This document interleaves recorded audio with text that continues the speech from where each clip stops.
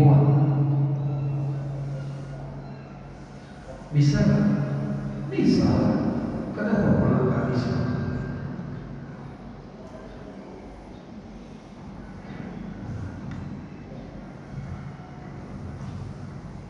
Mulai tahun ini takut dibuat.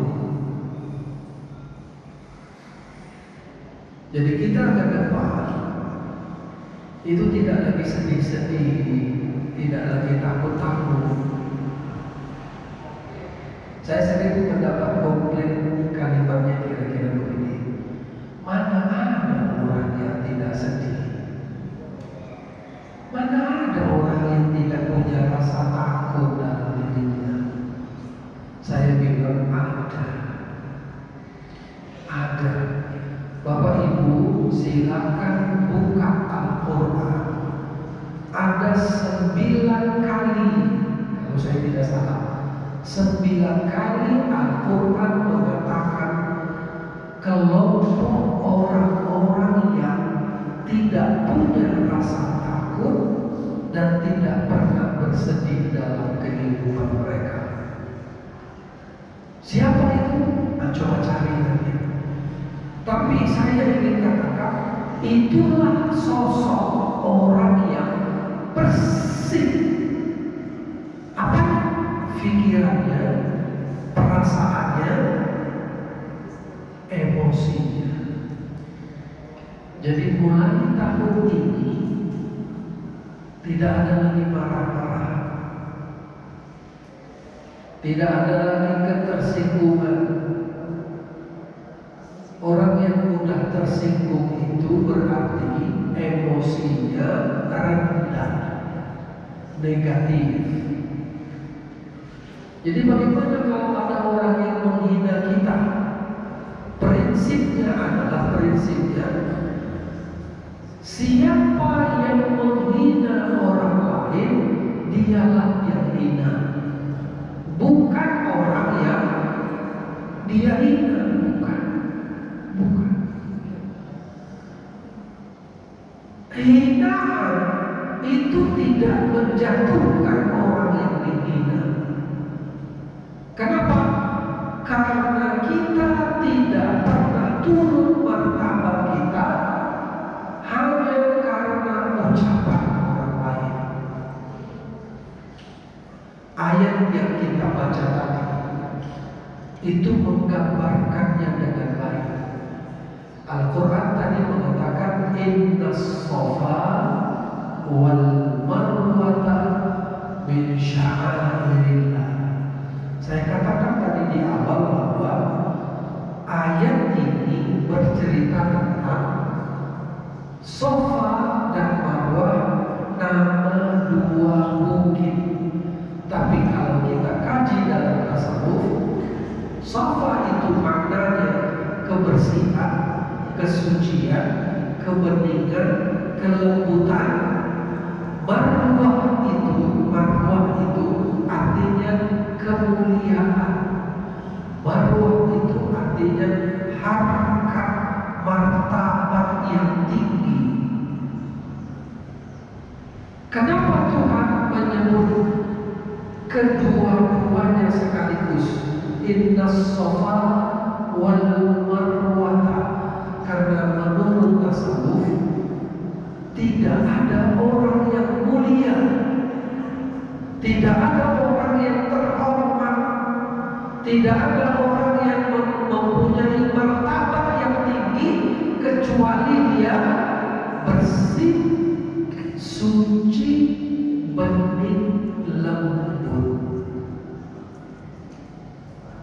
Bagaimana caranya supaya kita punya kemuliaan? Bagaimana caranya supaya kita punya martabat? Bagaimana caranya kita punya kehormatan di dunia dan di akhirat? Jawabannya Safa. Safa jawabannya. Selama Safa tidak ada, maka Marwah tidak ada. Jika pikiran kita masih berniat untuk berbuat jahat, juga hilang kehormatan kita. Pada saat itu juga. Itu makanya dalam tasawuf, niat berbuat jahat itu dosa. Itu berbeda dengan fikih. Berbeda dengan fikih.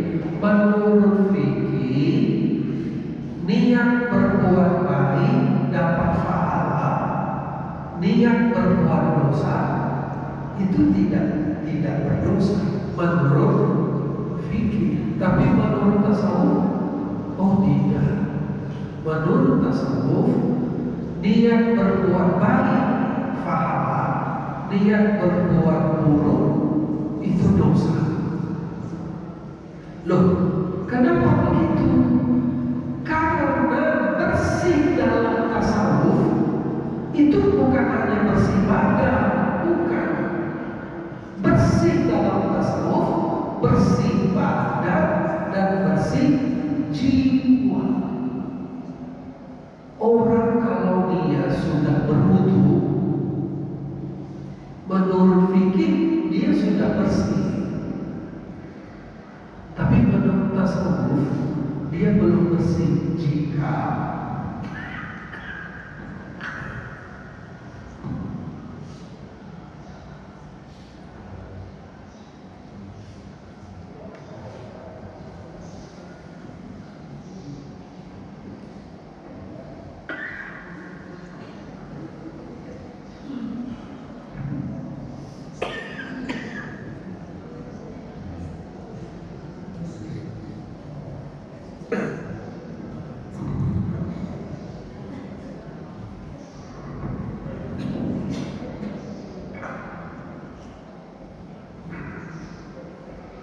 saya ulang.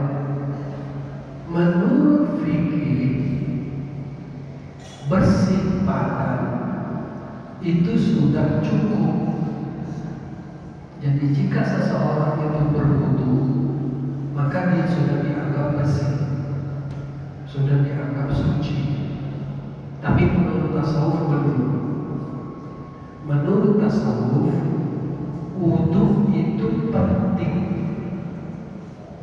tapi menjaga kebersihan jiwa, menjaga kebersihan pikiran, menjaga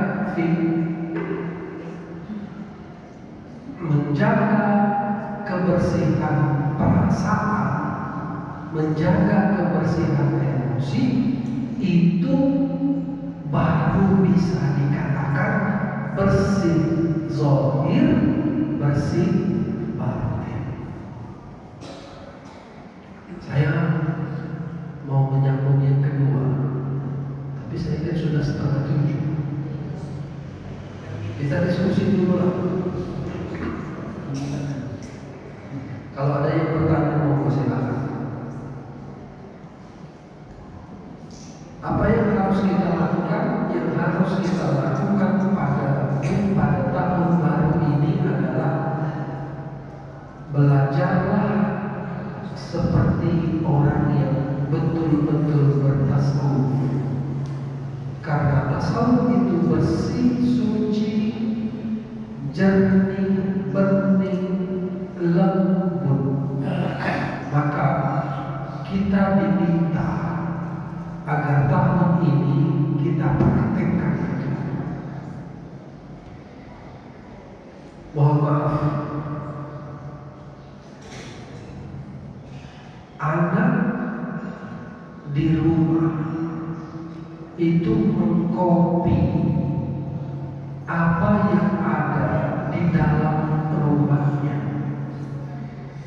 Apa yang dia lihat, apa yang dia dengar, apa yang dia saksikan, itulah yang akan menjadi dirinya.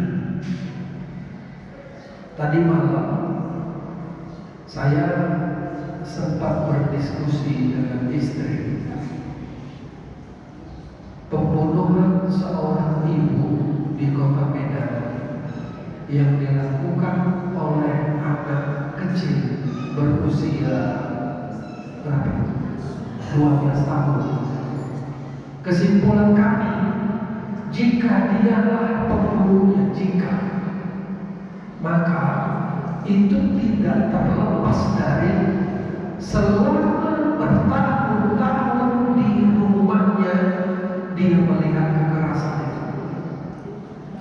Bukan sebulan 2 bulan. Apa bentuk kekerasannya? Katanya sang ibu yang terbunuh itu selalu marah-marah sama kakaknya, selalu melakukan kekerasan pada kakaknya, mungkin juga pada dirinya, mungkin, dan itu tertanam dalam dirinya. Kalau dia membunuhnya, meskipun masih ada yang menyaksikannya. Karena itu tidak ada tawar-menawar. Semua rumah tahun ini tidak boleh ada kekerasan. Ibu, bapak tidak boleh marah-marah. Jadi gimana? Tersenyum. Karena energi senyum itu membuat kita bahagia dan menarik kebahagiaan serta rezeki untuk kita. Jadi